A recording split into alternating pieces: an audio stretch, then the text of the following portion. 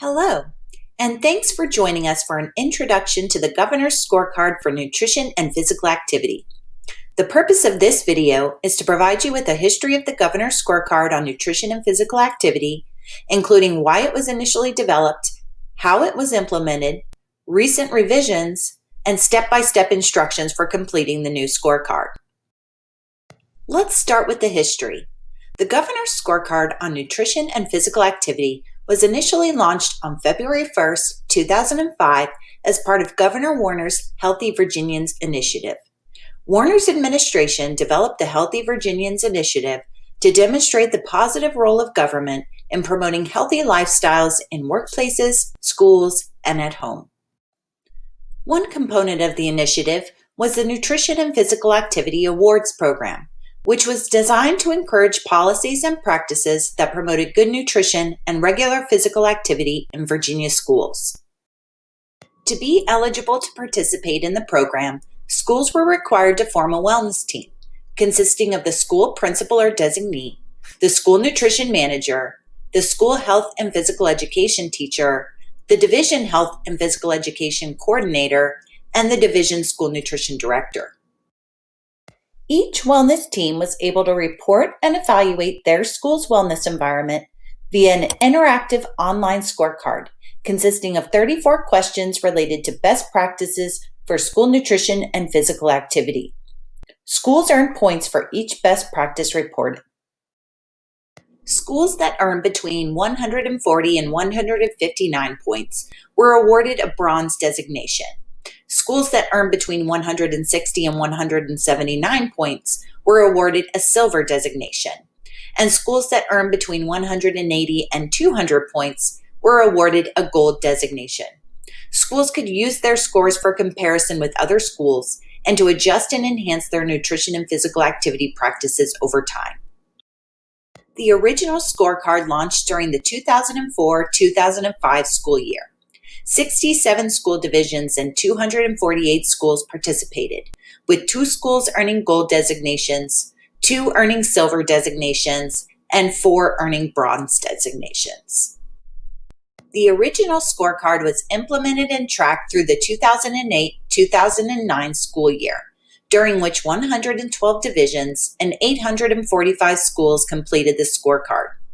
13 schools earned gold designations, 57 earned silver designations, and 95 earned bronze designations.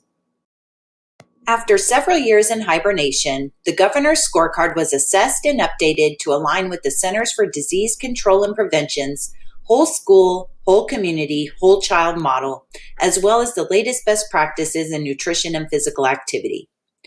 Like the original scorecard, the revised scorecard measures initiatives taken beyond requirements to promote a culture of health and wellness through food quality, participation in meal programs, health and physical education, and physical activity. Also, like the original scorecard, completing the revised scorecard requires a team approach, including, at a minimum, the school principal, wellness policy designee, school nutrition manager, division school nutrition director, and at least 1 parent and 1 student. The revised scorecard includes a total of 40 scored questions and takes approximately 90 minutes to complete. Each question is worth up to 4 points, and points are automatically calculated according to the answer selected. Each scored question is followed by prompts to add supporting documentation of the best practices reported. Let's take a look at how to complete the new scorecard.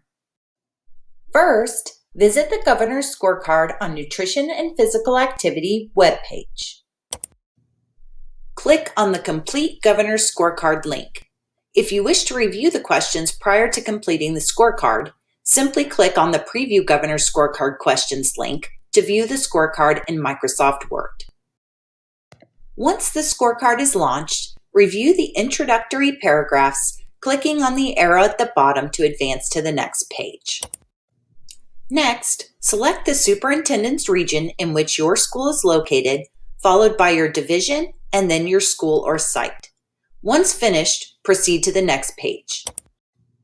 At this point, you will enter the names of your wellness team members, including the school or site principal, the Division Nutrition Director, the School or Site Nutrition Manager, the Wellness Policy Coordinator or Designee, and any other individuals assisting with the completion of the scorecard.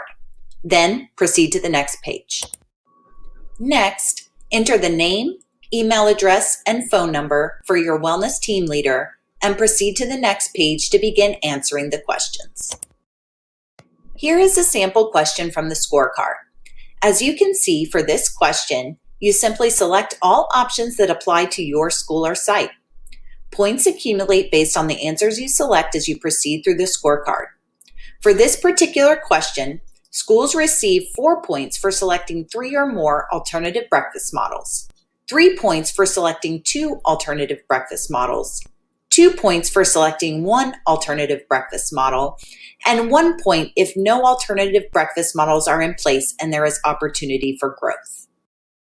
After each scored question are follow-up questions requesting documentation of the reported practices. Here are the follow-up questions for the question on alternative breakfast models that we just reviewed. As you can see, a description and photo of the reported alternative breakfast models, as well as any best practices used to launch the models, are requested. If your school or site does not offer any alternative breakfast models, skip these questions and proceed to the next page. You may also skip other questions that do not apply to your school or site. For example, this question applies only to elementary schools. Upon completing all of the questions, you will receive a score for your school or site. If your team is unable to complete the entire scorecard in one session, that's okay. The scorecard was designed so that you may pause and resume answering questions at any point. Simply exit out of the scorecard when you need to pause, and then open it up again when you're ready to continue answering questions. The scorecard will reopen at the location you ended during your last session. The scorecard includes a total of 40 scored questions, with each question worth up to 4 points, allowing schools to earn a maximum of 160 points. Schools that earn between 112 and 127 points will receive a bronze designation. Schools that earn between 128 and 143 points will receive a silver designation. And schools that earn between 144 and 160 points will receive a gold designation. Upon submission of your completed scorecard, a VDOE, Office of School Nutrition Programs team member, will review the supporting documentation uploaded to verify your answers. Once your answers and total score are verified, you will receive a certificate with your award designation, if applicable. The Office of School Nutrition Programs will use the results of completed scorecards to identify best practices and patterns of structure and support associated with healthy school environments. Schools may use the results as a benchmark for comparison across time and/or with other schools. Please note that any files uploaded with the scorecard may be used for educational and/or promotional purposes by the Virginia Department of Education. As such, all photos featuring students must comply with the school's and/or division's media policies and procedures. Should you have any questions or require technical assistance with the Governor's Scorecard, please do not hesitate to reach out to the VDOE, Office of School Nutrition Programs. Thanks for watching.